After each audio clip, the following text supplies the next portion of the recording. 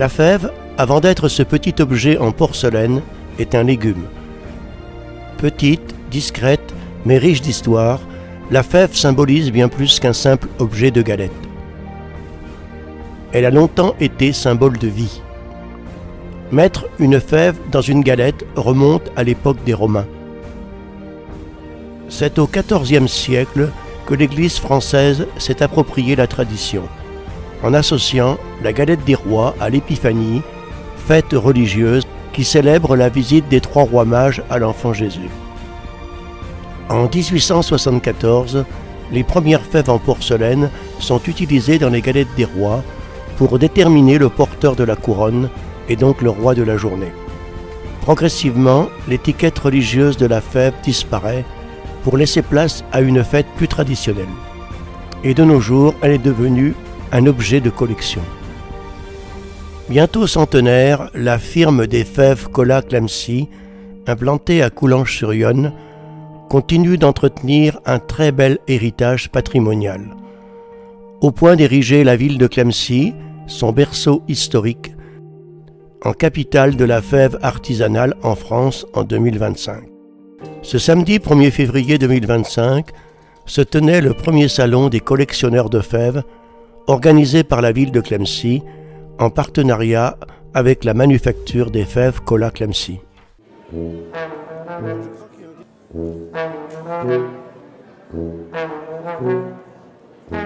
Ça, c'est votre stock de France.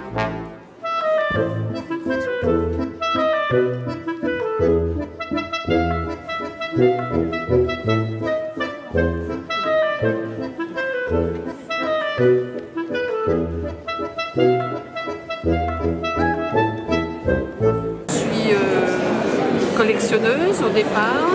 J'ai adhéré à l'association des fabophiles français et donc depuis le mois d'octobre, je suis la nouvelle présidente de l'association. À l'heure actuelle, nous avions 600 et quelques adhérents. Et donc on expose, on fait un répertoire et on dessine quelques scènes. La première fois, c'est très bien organisé, très bien. Agréable, un bon accueil. Donc voilà. Nous sommes, disons, de Seine-et-Marne. Nous avons créé une association qui s'appelle l'Association des fabophiles cervonnais en 2016. On compte aujourd'hui 70 adhérents. On organise un salon tous les ans à Sermon, dans notre commune, en 77. On tombe dedans tout petit, et puis ça, on grossit de plus en plus, et puis voilà quoi. Il y a des répertoires qui existent, que la FF fabrique eux-mêmes. Ils sortent un répertoire un à l'année. Bon, comme nous, on est du nord de l'île, on remonte sur Paris, on fait des grands pâtissiers. On pourra avoir des persos, mais on commence tous par des petites séries ordinaires et on arrive aux persos ensuite. Collectionneur, depuis 35 ans, 40 ans. Et puis voilà, ça on revend un peu, on échange des fèves, parce qu'on essaye de faire le maximum d'échanges. On revend un petit peu, mais tout ça c'est pour payer la collection. Moi je suis un petit collectionneur. On se limite en nombre, on est à 12 000 fèves, on est monté jusqu'à 16 000, mais je connais des collectionneurs qui en ont 200 000, 300 000. On fait des catalogues, donc là c'est à Oki, c'est une boulangerie parisienne, là c'est une association. Il y a entre 7 et 8 000 fèves par an qui sont fabriquées, donc on ne peut pas tout faire. Je ne cherche pas spécialement les fèves rares, moi c'est au coup de cœur. J'aime bien tout ce qui est fin, joli, c'est tout. Je fabriquais des fèves au nom de Royal Céram pendant plus de 25 ans.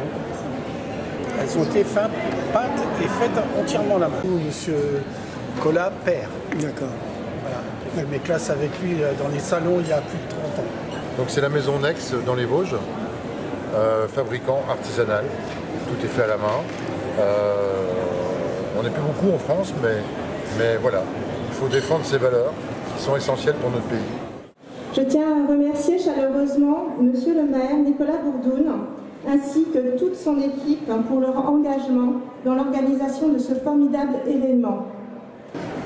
J'ai également un clin d'œil pour notre équipe et spécialement Marion Etienne qui s'est investie pour porter avec nous le dossier de Clamecy, capitale de la fève. Avec son histoire et son savoir-faire transmis depuis 3 générations, la manufacture des fèves Colas Clamecy fait de notre ville une capitale légitime de la fève artisanale française. Je suis fière de représenter ce territoire nivernais, bourguignon et français et de porter haut les couleurs de notre artisanat. Soutenir l'artisanat français, c'est préserver notre histoire, nos métiers d'art et préparer notre avenir. Merci à tous pour votre présence et votre précieux soutien. Même si ça reste succinct, vous pourrez découvrir le savoir-faire, le métier qu'il faut pour fabriquer des fèves. Et ces fèves, on est en capacité d'en produire autant et d'en envoyer autant en France et dans le monde, parce que c'est un savoir-faire qui s'est construit sur de nombreuses décennies. On n'est pas arrivé un jour en se disant on va faire des fèves, c'est un savoir-faire qui s'est construit sur maintenant plus de 80 ans dans l'entreprise, qui nous a amené à être capable de faire des fèves, à être pertinent dans un monde économique compliqué et mondialisé, où on est toujours pertinent et on se développe tous les ans, on en parlait, on est en développement tous les ans, on expédie de plus en plus de fèves chez les artisans boulangers, pâtissiers et dans des grands noms français de la restauration, de la gastronomie en général ou de la pâtisserie. C'est l'histoire d'une aventure industrielle. C'est l'histoire d'une réussite exceptionnelle. C'est l'histoire, après un âge d'or et malgré la qualité des œuvres réalisées, d'un monde de la production artisanale française de faïence sur le déclin. Nombre d'ateliers avaient déjà fermé, la faïencerie Colas était fragilisée. Il fallait à tout prix se réinventer. Il fallait avoir l'idée salvatrice. Cette idée, qui pouvait sembler un peu folle, Jean-François Colas l'a eue. Il fallait réorienter la production, trouver une nouvelle activité de niche, changer le cap de ce navire qu'est l'entreprise. Il a eu l'idée de se lancer dans la production de fèves, de celles dont chaque année on garnit les galettes de l'épiphanie, ce pour la plus grande joie des gourmands, des adultes comme des enfants, comme pour le plaisir des collectionneurs passionnés que sont les fabophiles. L'entreprise Colas, la manufacture Colas, est aujourd'hui bien ancrée dans le XXIe siècle. La qualité de ses productions comme de son savoir-faire est unanimement saluée.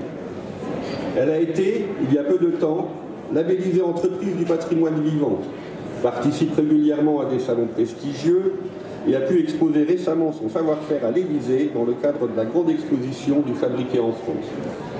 Un grand merci à celles et ceux qui ont permis que cet événement se déroule dans les meilleures conditions, aux entreprises comme aux exposants, pour leur présence et leur engagement, et nous vous souhaitons toutes et tous de passer un très bon moment dans ce salon.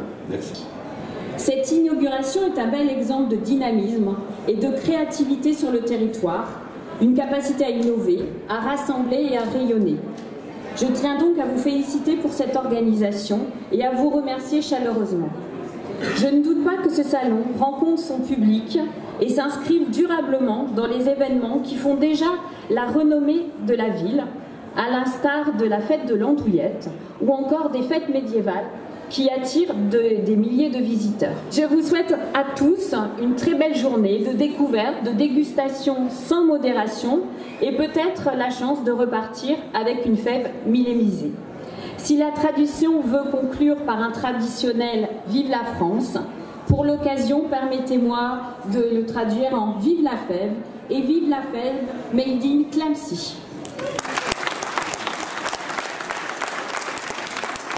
L'entreprise a plus de 85 ans, 3 générations, et on est aujourd'hui la référence artisanale en fèves pour Galette des Rois, avec notre labellisation entreprise du patrimoine vivant, le PV, puis notre consécration à l'Élysée. On fait partie des 122 entreprises françaises qui ont été sélectionnées à la grande exposition du Fabriqué en France. On a eu le vote du grand public au niveau de la Nièvre comme prix coup de cœur de cette année. Il était dans cet élan et dans ce dynamisme d'asseoir Clamecy en tant que capitale de la fève artisanale française.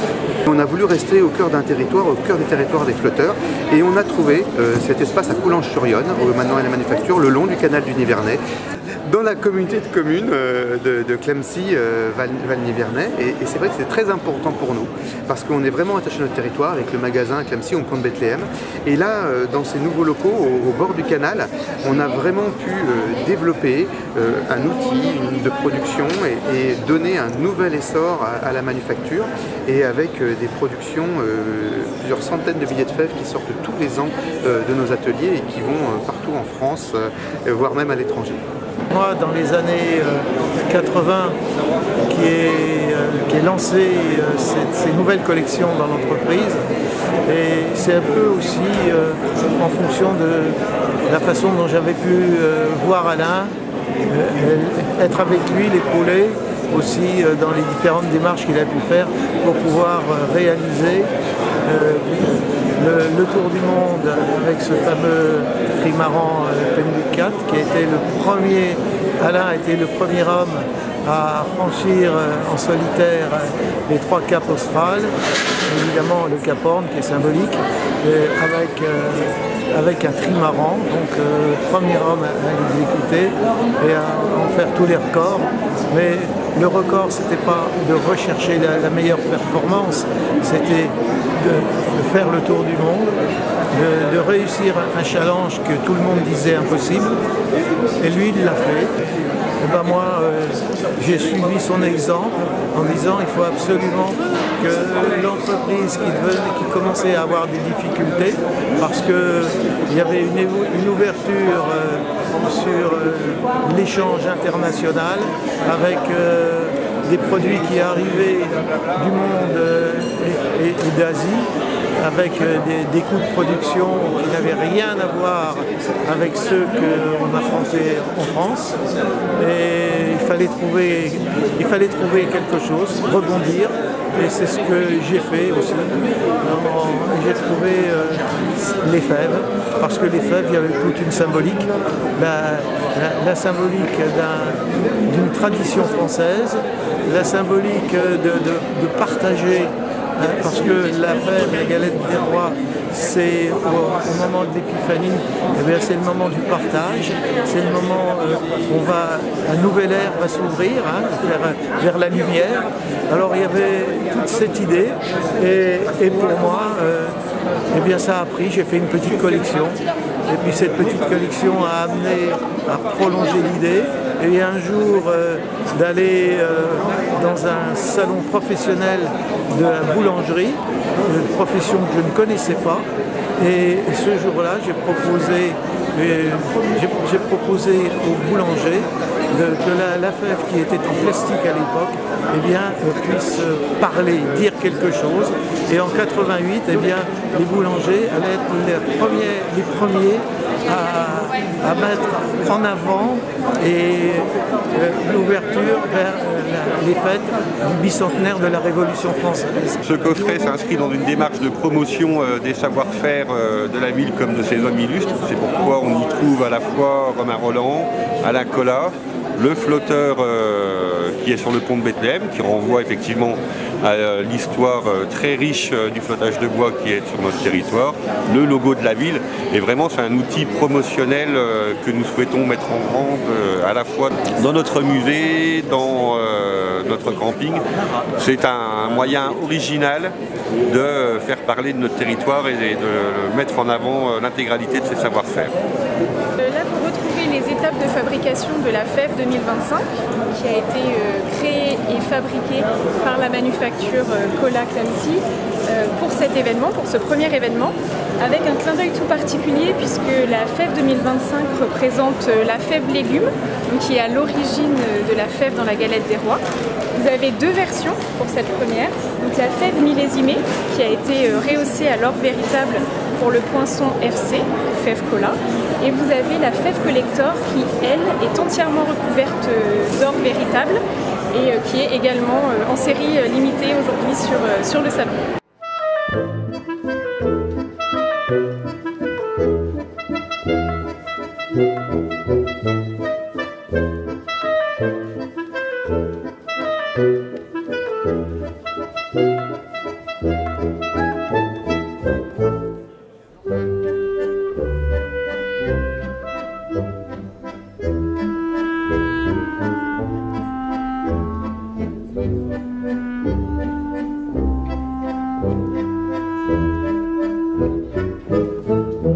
Thank you.